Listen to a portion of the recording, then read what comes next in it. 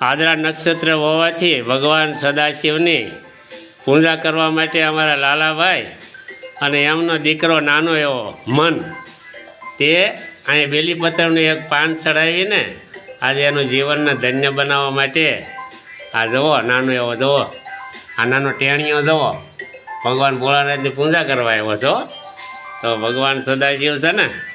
એ ખૂબ રાજી રહે અને આવા બાળકોની અંદર ભગવાનનો વાસ હોય છે માટે